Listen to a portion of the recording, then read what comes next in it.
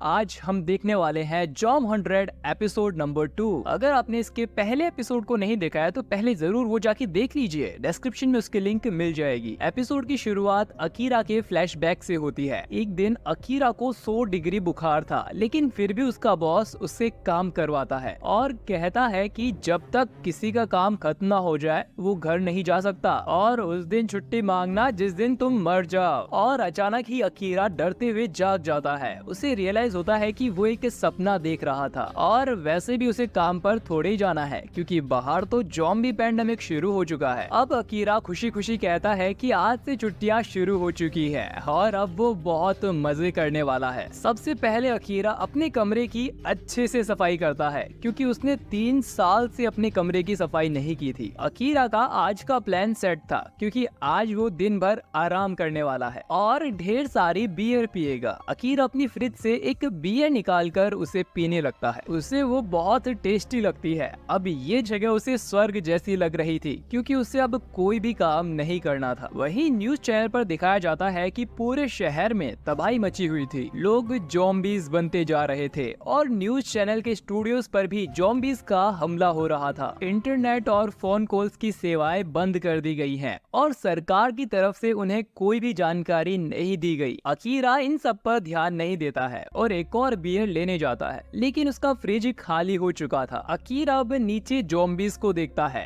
और डिसाइड करता है कि वो बियर लेने बाहर जाएगा। अकीरा की ही बिल्डिंग में हम एक कपल को देखते हैं जो कि ज़ॉम्बीज से अपने कमरे में बचे हुए थे। उन्हें समझ नहीं आता कि वो क्या करें, काश उनकी कोई मदद करने वहाँ आ जाए। और तभी उन्हें अकीरा वहाँ दिखता है जो कि पाइप से नीचे उतर रहा था। वो उसे देखकर चौंक जाते हैं। अकीरा बताता है कि वो उनका पड़ोसी है और सीढ़ियां ज़ॉम्बी से भरी हुई थी, इसीलिए वो पाइप से नीचे जा रहा है। कपल अकीरा की चिंता करके उसे अपने रूम में आने को कहते हैं, लेकिन अकीरा को किसी बात की चिंता ही नहीं थी। वो कहता है कि जनरल स्टोर में वो कुछ सामान लेने जा रहा है और वो उनके लिए भी कुछ लेता आएगा। इतना कहकर अकीरा नीचे उतर जाता है और अपनी साइकिल पर बैठकर जनरल स्टोर की तरफ निकल पड़ता है। अकीरा नोटिस करता है कि ज़ॉम्बीज की तादाद कल से ज्यादा हो गई है, लेकिन बियर के बिना दिन बिताने से अच्छा वो ज़ॉम्बीज के हाथों मरना पसंद करेगा। कुछ देर बाद अकीरा जनरल स्टोर पहुंच जाता है और हम नोटिस करते हैं कि यहाँ एक और साइकिल पार्क थी जिसके ऊपर एक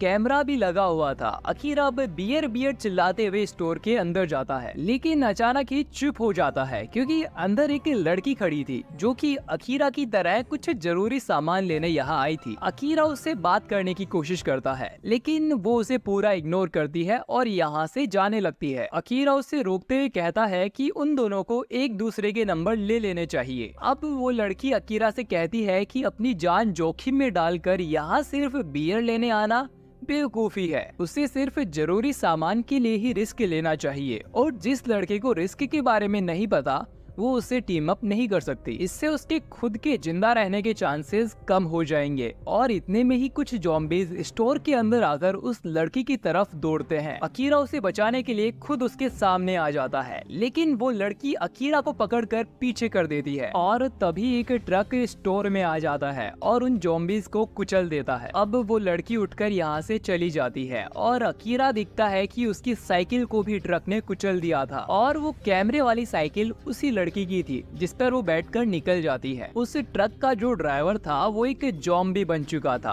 और इसीलिए वो ट्रक स्टोर में आ घुसा। अकीरा सोचता है कि वो लड़की कितनी सुंदर और बहादुर थी, पता नहीं अब कभी उसकी मुलाकात उस लड़की से होगी भी या नहीं। लेकिन फिर कुछ ज़ॉम्बीज को देखकर अकीरा भागना शुरू कर देता है और तभी उसे एक स्कूटी मिल जाती है जिस पर बैठकर अकीरा वापस अपने घर की तरफ जाने लगता है। अकीरा सोचता है कि स्कूटी साइकिल से कहीं ज्यादा बेहतर है और ये पैंडेमिक अचानक शुरू हुआ था, इसीलिए कई सारी बाइक्स और कार्स में चाबियां लगी हुई थी। और फिर अकीरा की नजर एक बाइक पर जाती है जो कि उसकी ड्रीम बाइक थी। अकीरा उस बाइक पर बैठकर अपने घर पहुंच जाता है। वो वापस पाइप के जरिए ही ऊपर जा रहा होता है और उस कपल को आवाज देता है, लेकिन उनके घर में तोड़फोड़ मची हुई थी, यानी कि जरूर उस घर में ज़ॉम्बीज घुस आए होंगे और शायद उस कपल को मार दिया होगा। अकीरा अब कमरे में जाकर ढेर सारी बियर पीता पसंदीदा है। अब तक रात हो गई थी और फिर से अकीरा वही बात दोहराता है कि हम आज मर सकते हैं या तो 60 साल बाद, लेकिन उन्हें अपनी पसंदीदा चीजों करने का टाइम कभी नहीं मिलेगा और जिंदगी रिस्क ना लेने के लिए बहुत छोटी है। अकीरा फिर अपनी वो डायरी निकालता है और उस पर वो कामों की लिस्ट बनाता है जो कि वो बचपन से ही करना चाहता था। अब वो उन सभी चीजों को करेगा, भले ही इसके लिए उसको ज़ॉम्बीज़ क्यों ना खा जाए। करीबन 30 चीजें लिखने के बाद अकीरा को अपने पेरेंट्स की याद आती है और लिस्ट में वो अगली चीज यही लिखता है कि उसे अपने पेरेंट्स के पास जाकर उनके साथ टाइम बिताना है और अपने सपनों की रानी से भी मिलना है। इसके बाद अकीरा अपनी डायरी बंद कर सो जाता है। दूसरी तरफ हम उस लड़की को देखते हैं जिसका नाम शिजुका है और वो एक बड़ी सी बिल्डिंग में रहती है। शिजुका ठीक 6 बजे उठ जाती है और ट्रेडमिल पर रनिंग करने लगती है। साथ ही वो रेडियो और इमरजेंसी ब्रॉडकास्ट पर भी नजर रखे हुए थी। 1 घंटे वर्कआउट करने के बाद शिजुका अपनी प्रोटीन्स और विटामिन्स की टैबलेट्स लेती है और रेडियो पर किसी से बात करने की कोशिश भी करती है, लेकिन कोई फायदा नहीं होता। इसके बाद शिजुका भी एक लिस्ट बनाने लगती है कि उसे खाना और पानी ज्यादा से ज्यादा जमा करके रखना है, फिट रहने के लिए रोज एक्सरसाइज करनी है और शुगर बिल्कुल भी नहीं खानी है। दोस्तों, शिजुका ये सब इसीलिए कर रही थी ताकि वो इस ज़ॉम्बी पेंडेमिक से बाहर निकल सके। इसके बाद वो ढेर सारी ज़ॉम्बीज मूवी भी देखती है जिससे उसे पता चलता है कि 2 तरह के ज़ॉम्बीज होते हैं और उसे पता चलता है कि उनके पास दोनों तरह के ही ज़ॉम्बीज हैं, तेज भागने वाले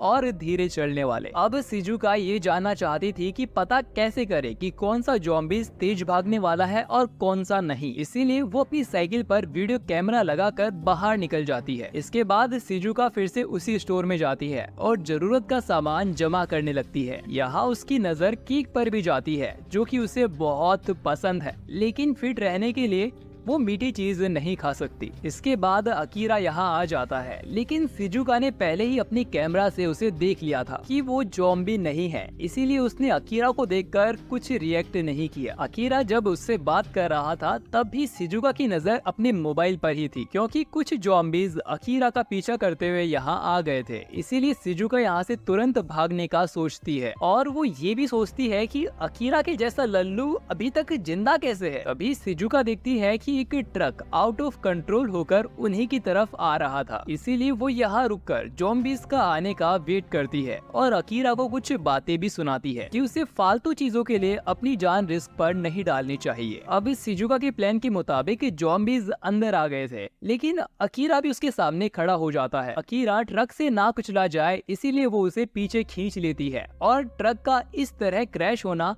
शिजुका को भी फिल्मी लगता है और फिर शिजुका भी अपने घर आ जाती है। वो अपने साथ ढेर सारा पानी, खाना, बैटरी और फ्यूल ले आती है और उसने बाहर काफी कुछ रिकॉर्ड भी कर लिया था जिसे देखकर वो ज़ॉम्बीज की कमजोरी ढूंढ सकती है। और फिर उसे अकीरा की भी याद आती है कि कोई एक बियर के लिए इतना खुश कैसे हो सकता है, वो भी ऐसे हालातों में। काश वो भी उस कप केक को ले आती। और इसी के साथ ये एपिसोड एंड होता है। तो दोस्तों, शिजुका और अकीरा बिल्कुल ही एक दूसरे से अलग हैं। जहां अकीरा ने 100 ऐसी चीजों की लिस्ट बनाई है जो कि वो ज़ॉम्बी बनने से पहले करना चाहता है, चाहे उसकी जान ही क्यों ना चली जाए। वहीं शिजुका की प्रायोरिटी किसी भी हालात में अपनी जान बचाना है। उसने उन कामों की लिस्ट बनाई है जिससे वो ज़ॉम्बी बनने से बची रहेगी। अब इनकी अगली मुलाकात होगी या नहीं, जानने के लिए अगला एपिसोड जरूर देखें। तो मैं मिलता हूँ आपसे एक और नए एपिसोड के साथ। वीडियो देखने के लिए आपका